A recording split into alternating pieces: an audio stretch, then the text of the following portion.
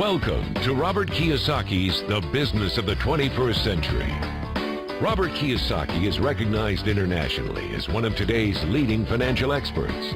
The author of the best-selling Rich Dad, Poor Dad, his books have been translated into 51 languages in 109 countries and sold more than 28 million copies worldwide. Robert has spent his life educating people on how to attain financial freedom. Now, through this special video presentation, he explains why network marketing is indeed the business of the 21st century, and how you can take advantage of its opportunities to create the life you desire. Hello, I'm Robert Kiyosaki. I'm the author of this book, Rich Dad, Poor Dad. I want to welcome you to the business of the 21st century. For those of you who may not be familiar with this book, it was published in 1997. It was a self-published book, and it went all around the world, and in 2000 it made the New York Times bestseller list. It was the only self-published book that made it. And at the same time, a woman named Oprah Winfrey called, and I went on her show to talk about Rich Dad, Poor Dad, and voila, suddenly I was a famous individual. So today this book has now sold approximately 25 million copies in 100 different countries and 50 different languages. So today, Rich Dad, Poor Dad is the #1 personal finance book ever written. So Rich Dad, Poor Dad is a very simple story of my two dads. My real dad was the head of education for the state of Hawaii. Great guy, PhD, like I said, head of education, smart guy, but he also ran for lieutenant governor of the state of Hawaii as a Republican. Unfortunately, he lost, and he ultimately died poor, so that's why I call him my poor dad. My rich dad, on the other hand, didn't finish school, but he ultimately became one of the richest men in Hawaii. So he was my best friend's father, and starting when I was just the age of 9, my rich dad began teaching me about money and business and why the rich are getting richer and why there's this big gap between the rich and everybody else today. So Rich Dad is a very simple, true story about two fathers, Rich Dad and Poor Dad, tell their two sons about money. And it was my poor dad always said, go to school, get a job, work hard, and all that stuff. And my rich dad says, you'll never get rich doing that. You'll never be a free man. So that's kind of the differences. But if I would show you a diagram of the differences here, is that in financial education, this is very simply the difference. Because there's no financial education in our school, most people do not understand financial statements. So this here is income, expense, assets, and liabilities. And the reason my poor dad was poor, it was very simple. Because he couldn't read a financial statement because he don't have financial education in school. He was financially illiterate, although a PhD. And my poor dad always said, our house is an asset. And my rich dad said, your father may be well educated, but he can't tell assets from liabilities. So very simply, my rich dad said to me, assets, whether you work or not, put money in your pocket. So when a banker looks at your financial statement, the banker looks at this and says, oh, you have assets and you're putting money in your pocket. And if you look at your house, it's really a liability because every month it takes money from your pocket. Now I can hear people say, well, it's, I don't have any debt on it, but still every month you have insurance, you have upkeep and expenses to it. So very simply, the reason I'm a rich man today was I knew the difference between assets and liabilities. And I get richer and richer because every year I add more assets to my balance sheet here. And so that's one of the biggest differences. And as my rich dad often said to me, he says, son, my banker has never asked me for my report card.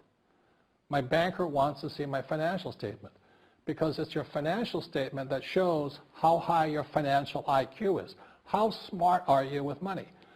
If you're very smart with money, the banker will give you as much money as you want because you know how to make money with money. If you're not very smart about money, all the banker will give you is a credit card and a home loan. So those are some of the differences between my rich dad and my poor dad. And if you stay tuned, you'll find out how you too can create assets instead of liabilities. Because if you're going to survive in the 21st century, you need more assets than liabilities. The next thing I want to cover with you is one of the most important lessons my rich dad gave me, and it was called the cash flow quadrant. And what my rich dad explained to me is that there's 4 people in business. One are E's, employees. S stands for small business, self-employed, or specialist. B stands for big business, and I stands for investor. And the thing of note here is that most people who go to school are programmed for the E and the S side. For example, it was my poor dad who always said to me, son, go to school so you can get a nice, safe, secure job. And so my poor dad wanted me to be an employee. And since the time I was a kid, get a safe, secure job, steady paycheck, and benefits. Okay? I didn't want to be an employee. And I said, Mom and Dad, I want to be a rich man. And I fight with my dad. So my mother finally said, son, if you want to be rich, my mother was a registered nurse. And she said, if you want to be rich, the richest people I know are doctors. So my mom wanted me to come over here, be a specialist or a small business person. I said, there's only one problem with that, Mom. Doctors are really smart. And she says, you got a good point there. I'm not going to be a doctor. So I went to school. I have a Bachelor of Science degree. I can drive ships and I can fly planes. I flew for the Marine Corps. But I've never used any of that education because I wanted to become a business owner. So it was my rich dad who basically said to me, become a business owner and learn to be a professional investor. So one of the big differences here between these people is that it's called taxes. See, in 1943, in the U.S., the federal government passed a law that said employees had to pay tax before they got paid. So when you get your paycheck from your employer, you open it up, and voila, the government's always taken a sizable chunk of it. And the harder you work and the more money you make, the more money they take from you. So that's why it's not that good to be an employee, because you can never get ahead, because the more you work, more money you make, the greater they pay in taxes.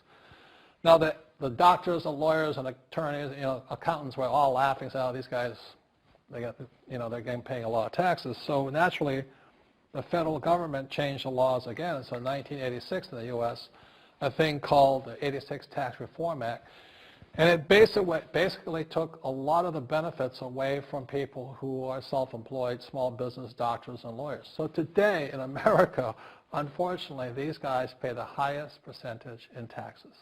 It is tragic. And a lot of people think they're investors, but what they're really doing is they're just giving their money to people like mutual funds, companies, and all that. So they're investing, but they're not really investors. See, the big tax breaks are on this side. The laws are pretty tight here, but this area is very, very gray. So by being a business owner on the right-hand side of the quadrant, you can make a lot more money and pay a smaller percentage of taxes legally. And the key word is legally. In the investor quadrant, it is possible to make millions of dollars and pay 0% taxes legally. But you've got to know the difference. So one of the beauties of business for the 21st century is it allows people to make the transition from the E and the S side to the B side especially. And so you can become a big business owner. And the difference between an S and a B, small business and big business, is most of these guys can't quit working. Most small business owners, if they stop working for more than a month, the business collapses. They don't really have a business. Most of these people own a job. So the beauty of business for the 21st century is it allows these people to make the transition to the B side so that you don't have to keep working hard for money, and the money can actually come in passively. Then once you have your business up and running, then I always recommend you then begin investing with your excess cash, paying less and less in taxes. And that's the reason the rich are getting richer. In this section, I want to talk to you about a different kind of quadrant. Years ago, I found out there was 4 kinds of people in the world. One type are people who must be right. These people know all the right answers. They went to school. They know everything. You can't tell them anything. This is not a good business for them because their minds are too set. Another kind of person is a person who must be comfortable. The house could be on fire, but they're still watching TV, eating a hot dog, watching what's going on in the world. These people are toast because the world economy is not coming back. The world economy has moved on. And people who need to be comfortable will probably be left behind. So the people who need to be comfortable, you probably shouldn't talk to them because you only make them uncomfortable. And they're probably not going to make the move because number one priority is being comfortable. Another kind of person is a person who must be liked. They want to please everybody. this is probably not the business for them either, because they want somebody else's approval. They want to be the good little boy or girl saying, I did the right thing, didn't I? You like me, don't you? And so they'll probably not be successful in the 21st century because they'll probably want to be liked by people who have to be right, and people want to be comfortable. All right, good, be comfortable. All right, you're very right. It's probably being liked. But the business for the people of the 21st century are people who must win. And that's where I am at. One of the best things I was taught in the Marine Corps and at military school is not how many times you get knocked down, it's how many times you stand up. When somebody knocks you back, what do? Oh, you hurt my feelings. You'll probably not be successful. The world will probably pass you by. Because as I said, the world economy is moved on. It's not coming back. So winners will win. But winning takes sacrifice. Success takes sacrifice. And these are the people who will do best in business of the 21st century. So when you're talking to people, about this business, you have to look at them and ask yourself, is this person really just going to be liked and they'll tell you what you want to hear? Or they're going to argue with you because they know all the right answers? Or they're going to get very upset with you if we're disturbing them? So what you're looking for in the network marketing business are people who want to win. People who know the economy has moved on. You'll find every race, gender, age, and background in network marketing. But what they really want to do is they want to win. It really is a true playing field in the world, but not for these people. These people will be left behind. Network marketing is for people who want to win because network marketing is the business model of the future. If you want the government to take care of you, then just keep doing what you want to do. It is possible for everyone to win, but the problem is you've got to commit to it. You've got to say, this is what I'm going to do. I'm going to dedicate 5 years of my life. You want to look at the leaders and say, those are the people I want to be like. Those are the kinds of people I want to hang out with. That's what you got to say to yourself. And I want to help other people do what I want to do and win in life. And that's why I support network marketing, because it really is the business for the 21st century. As an entrepreneur, I have built many businesses from scratch.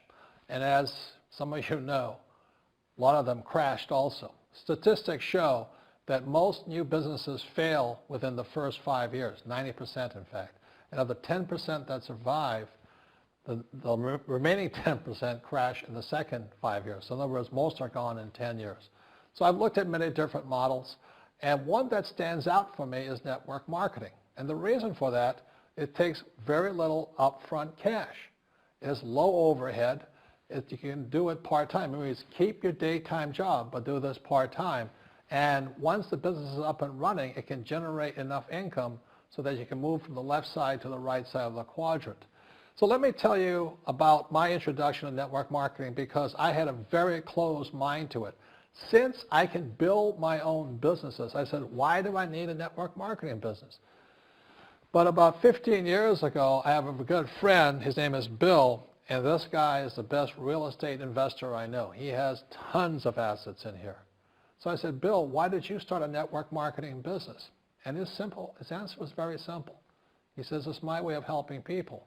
But more importantly, he says, the reason most people can't invest in real estate is because they don't have a business. They don't make enough money simply because taxes, debt, inflation, and retirement savings are killing them. They cannot even invest. So my friend Bill, who is a professional real estate entrepreneur, he says, I started a network marketing business so the people that worked with me could start their own business and then invest money with him. So with that, I realized then that network marketing wasn't about making money, but it was about helping people to help other people make money so they become financially free. So the beauty of network marketing, I said, like it's very low entry point, doesn't take much money, you can do it part-time. And where you profit is in most big corporations is they spend millions, sometimes billions of dollars in advertising. So rather than give that money to advertisers, network marketing depends on building a network. It's called word of mouth, like you recommend a movie to a best friend. So really, the reason I support network marketing, because it's not about selling. It's about people helping people build assets in the asset columns, becoming business owners, and then becoming investors, rather than going through all of this here, which most E's and S's go through.